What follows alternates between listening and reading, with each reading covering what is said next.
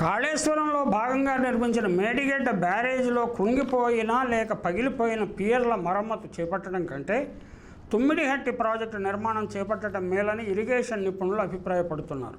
కాళేశ్వరం ప్రాజెక్టుపై ఎన్డీఎస్ఏ తుది నివేదికపై తెలంగాణ జలసాధన సమితి నిర్వహించిన సదస్సులో పాల్గొన్నవారు దేశ చరిత్రలోనే కాళేశ్వరం ప్రాజెక్టు అతిపెద్ద కుంభకోణం, అవినీతిమయమని విమర్శించారు.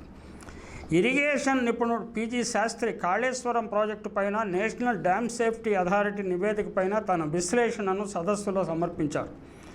రాతి నేలపై ప్రాజెక్టు నిర్మాణంలో కంటే ఇసుక నేలపై ప్రాజెక్టు నిర్మించడం అనేక సవాళ్లతో కూడుకున్నది. మేడిగడ్డ, అన్నారం, సుందిళ్ల బ్యారేజీల నిర్మాణం ఇసుక నేలల్లోనే జరిగింది. బ్యారేజీలు భారీగా నీటి నిల్వ ఉంచడానికి అనువుగా ఉండవు. ఈ బ్యారేజీలను 2.5 నుంచి 3 టీఎంసీ ఇలా నీటిని నిల్వ ఉంచడానికి నిర్మించారు.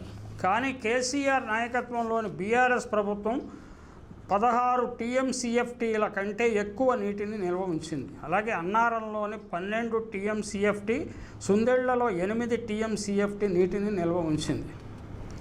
ఇది ఇంజనీరింగ్ ప్రిన్సిపల్స్కి విరుద్ధం. ఇంత భారీగా నీటిని నిల్వ ఉంచడం వల్ల మేడిగడ్డ, అన్నారం, సుందెళ్ల బ్యారేజీలుగా కాకుండా డ్యాములుగా తయారయ్యాయి. బ్యారేజీలకు, డ్యాములకు తేడా తెలియని సామాన్య ప్రజల మాదిరిగానే పాలకులు వ్యవహరించారు. అందువల్ల స్పిల్వేలకు, పునాదులకు తట్టుకోలేని స్థాయిలో నష్టం జరిగింది. రీడిజైన్ పేరుతో పాత ప్రభుత్వం మొత్తం ప్రాజెక్టును దెబ్బతీసిందని ఇరిగేషన్ నిపుణులు ఆరోపిస్తున్నారు.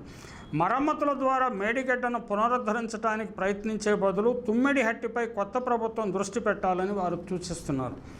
ఎన్డీఎస్ఏ తుది నివేదిక తర్వాత మేడిగడ్డలో లోపాలకు కారకులైన వారిని శిక్షించాలన్న డిమాండ్లు పెరిగిపోతున్నాయి.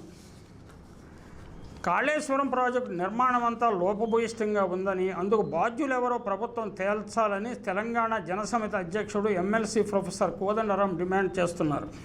అత్యంత లోపాలతో కూడిన నిర్మాణాన్ని చేపట్టిన వారిపై కఠిన చర్యలు తీసుకోవడమే కాకుండా దుర్వినియోగమైన ప్రజాధనాన్ని రికవరీ చేయాలని సూచించారు.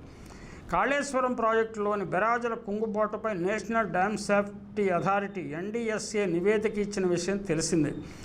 ఎగువ నుంచి దిగువకు నీటి ప్రవాహం వచ్చిన తర్వాత తిరిగి ఎగువకు చేర్చే ప్రయత్నం ఆమోదయోగ్యం కాదని, కానీ కాళేశ్వరం ప్రాజెక్టు సహజత్వానికి విరుద్ధంగా నిర్మించారని కోదండరాం విమర్శించారు. గతంలో చాలామంది ప్రముఖులు కూడా విమర్శించారు.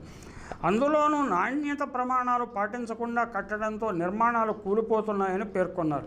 ఒక ప్రాజెక్టు నిర్మిస్తే 100 సంవత్సరాలు ఉపయోగంలో ఉండాలని, కాళేశ్వరం ఏడాదిన్నరలోనే కూలిపోతుందని ఆయన అన్నారు.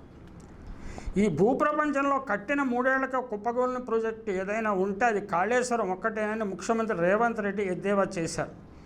నిజాం కాలంలో మూసీ నదిపై కట్టిన హిమాయత్ సాగర్, ఉస్మాన్ సాగర్తో పాటు జవహర్లాల్ నెహ్రూ హయాంలో నిర్మించిన శ్రీరామ్ సాగర్, నాగార్జున సాగర్, శ్రీశైలం వంటి సాగునీటి ప్రాజెక్టులు ఎన్ని ఉపద్రవాలు వచ్చినా ఇప్పటికీ చెదరలేదని అన్నారు. నాగార్జున సాగర్, శ్రీశైలం నీలం సంజీవరెడ్డి, బ్రహ్మానందరెడ్డి, వెంగళరావు గారి హయాంలో నిర్మించిన విషయం తెలిసిందే. కానీ 3 ఏళ్లలోనే కాళేశ్వరం కట్టడం, కూలటం 2 జరిగిపోయాయని రేవంత్ రెడ్డి ప్రస్తావించారు.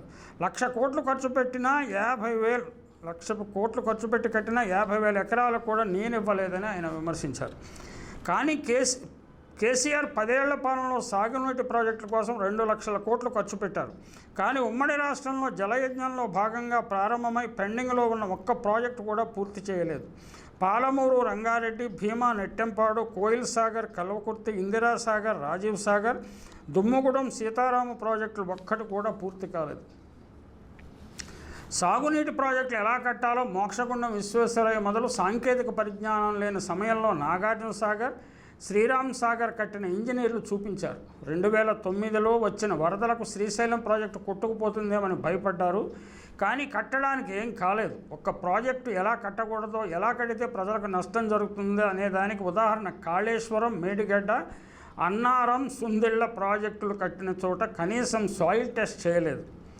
హెలికాప్టర్లో వెళుతూ కిందకు చూపించి 3 బ్యారేజీలు కట్టించారు. 80,000 పుస్తకాలు చదివిన వ్యక్తి ఇంజనీరుగా మారి కట్టిన కాళేశ్వరం అని రేవంత్ రెడ్డి కేసీఆర్ని ఎద్దేవా చేశారు. సీతారామ ప్రాజెక్టు కూడా లోపభూయిష్టంగానే ఉంది. 45 కిలోమీటర్ల అతి పొడవైన టన్నెల్ ప్రాజెక్టు ఎస్ఎల్బీసీ 75% ఎప్పుడో పూర్తయితే 10 ఏళ్లలో 10 కిలోమీటర్ల పనులు కూడా పూర్తి చేయలేదు.